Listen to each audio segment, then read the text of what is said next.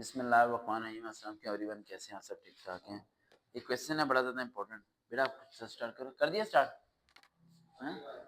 Start कर दो बेटा। एक क्वेश्चन है, अदनान से हैं कसूर से। वो कह रहे हैं मेरा ड्रीम है कि किसी यूरोप कंट्री में चला जाऊँ, लेकिन मुझे इंग्लिश नहीं आती और इनकम अच्छी बन जाए, क्योंकि पेरेंट्स तो पैसा देना बहुत ज़रूरी है, माँ बाप को पैसा चाहिए।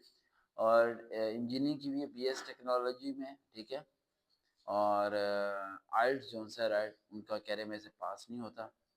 तो पहले तो मुझे ये बात समझ नहीं आ रही कि आपने इंजीनियरिंग कैसे किया अगर आपको इंग्लिश नहीं आती, क्योंकि इंजीनियरिंग में तो सारी किताबें होती हैं इंग्लिश में, ठीक है। आपने बीएस सिविल इंजीनियरिंग की है, एक होता है डिप्लोमा बीई वाला, वो जो करते हैं उन्हें इंग्लिश नहीं आती होती, लेकिन जो प्रॉपरली इंजीनियरिंग करते हैं उन्हें तो इंग्लिश आती होती है, क्योंकि जो ई कैट होता है इंजीनियरिंग का एंट्री टेस्ट, वो होता ही सारा इंग्लिश में, और अगर आपकी इंग्लिश स्ट्रॉन्ग नहीं है तो आप तो उसे पास ही नहीं कर पाते। पहला पॉइंट तो ये समझ नहीं आया मुझे। अच्छा, दूसरा पॉइंट, ये सुबह से कॉल्स कर रहे थे जिसकी वजह से मैंने रिप्लाई नहीं दे पा रहा। ये पूछ रहे थे कि आइल्स करें या ना करें, क्या करें। इनका एसएमएस मैंने साथ रिप्लाई भी दे रहा हूँ। अच्छा, सबसे पहली बात है, एक होता है आइल्स और एक होता है टोफल। चलिए इन्फॉर्मेशन देता हूँ फॉरन कंट्री जाने का तरीका।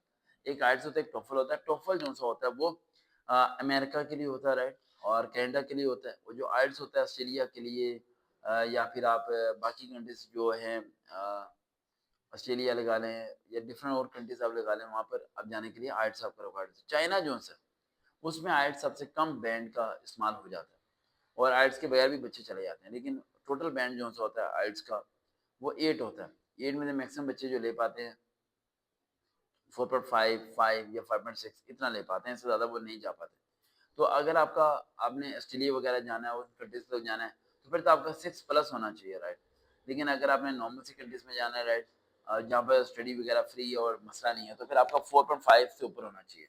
अब आइल्स को करना कैसे पास, सब चीज़ देखिए मैं समझाता हूँ आपको। अभी तो अब आप आ गए हैं, अब आपकी छुट्टी 10 बजे होगी।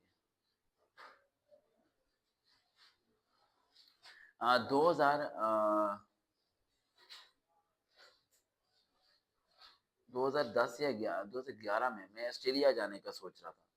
उस टाइम मैं पाकिस्तान को छोड़ना चाह रहा था और सब चीज़ें प्लानिंग हो चुकी थी। मैं आइल्स कर रहा था और एक जगह से, और वहाँ पर भी एक ऐसा शख्स मिला जिसने मुझे कुछ समझाया और मैं रुक गया। मैं आपको समझाना चाहता हूँ, शायद आपके ज़हन में आ जाए।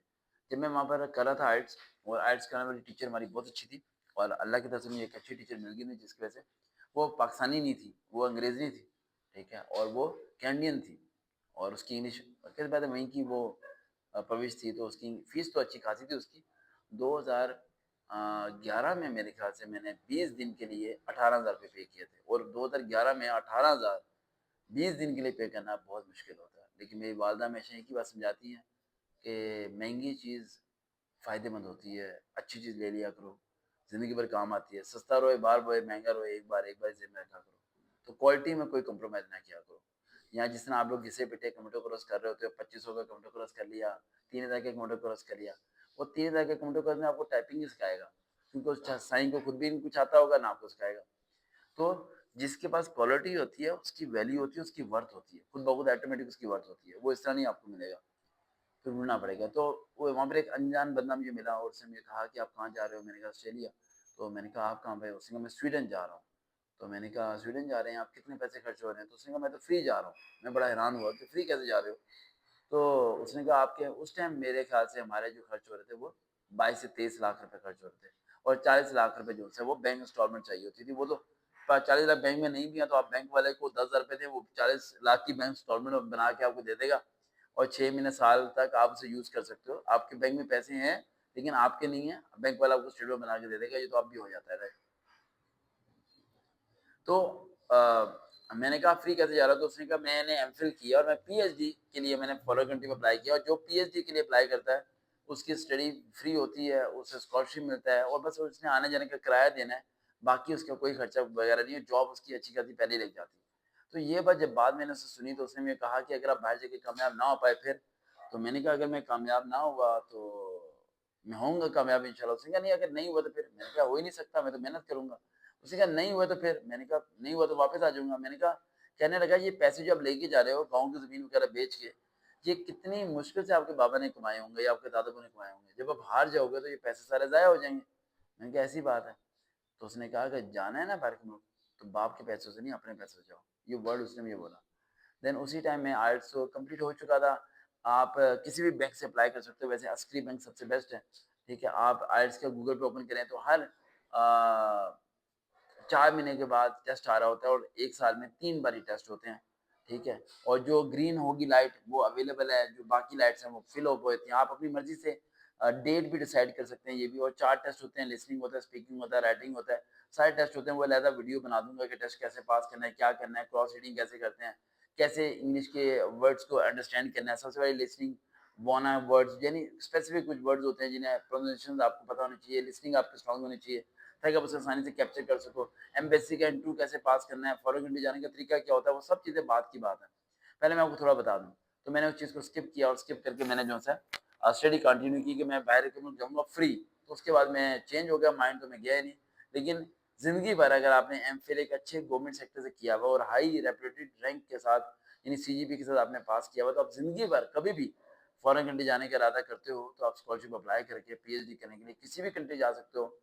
आपको कोई आइल्स की ज़रूरत भी नहीं पड़ेगी। समझ आ रही बात? इसलिए तालीम को इतना बढ़ा दो कि सारे मुल्कों के दरवाज़े आपके लिए खुल जाएँ।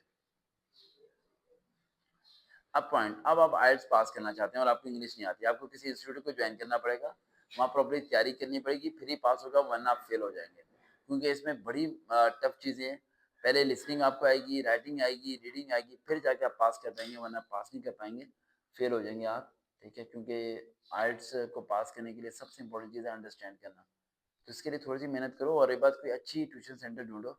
अब तो मेरे ख्याल से जो आइल्स का वो मेरे ख्याल से अच्छा जो अच्छा एक्सपर्ट मेरे ख्याल से होगा, मेरे एक जानने वाले हैं लेकिन मैं उनका नंबर नहीं दूँगा, अलाउ नहीं।